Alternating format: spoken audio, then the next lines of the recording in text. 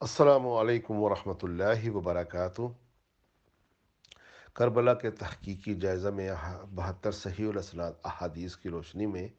حدیث نمبر 7 پیش خدمت ہے، اور یہ بھی صحیح بخاری کی ہی حدیث ہے۔ سیدنا محمد بن حنفیہ تابعی رحمہ اللہ، جو کہ سیدنا علی بن ابی طالب کی بیوی حضرت حنفیہ کے بیٹے تھے، بیان فرماتے ہیں کہ میں نے اپنے والد گرامی حضرت علی سے پوچھا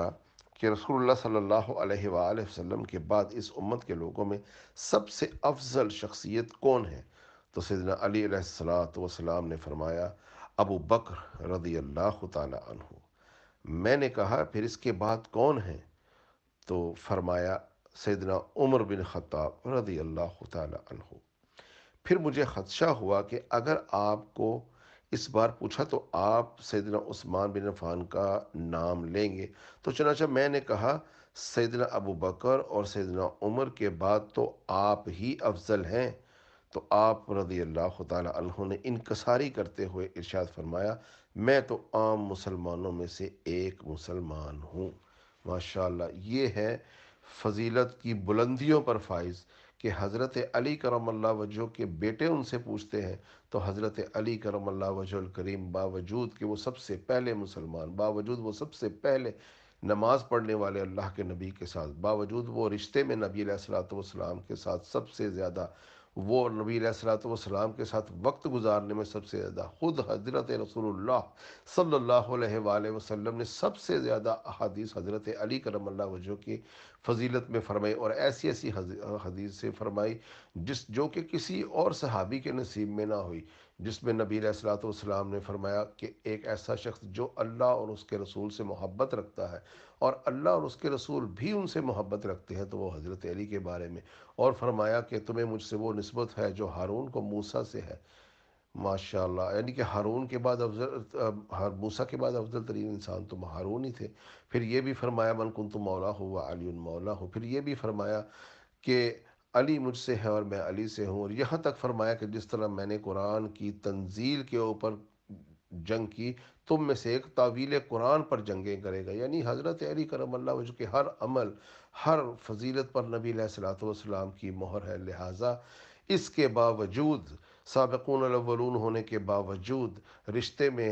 حالانکہ حضرت علی کے بیٹے ہی جنت کے جوانوں کے سردار ہیں، ان کی زوجہ ہی جنت میں عورتوں کی سردار ہے، اس کے باوجود انکساری کا یہ عالم ہے کہ خود حضرت علی کرم اللہ وجہ اپنے بیٹے سے فرما رہے ہیں کہ نہیں، مجھ سے بہتر تو ابو بکر ہے۔ اور اس کے بعد بھی پوچھا تو کہا نہیں، اس کے بعد تو عمر ہے، لیکن اس کے بعد جب ان کے بیٹے نے ان کا نام لینے کی کوشش کی تو فرمایا، میں تو ایک عام انسان ہوں۔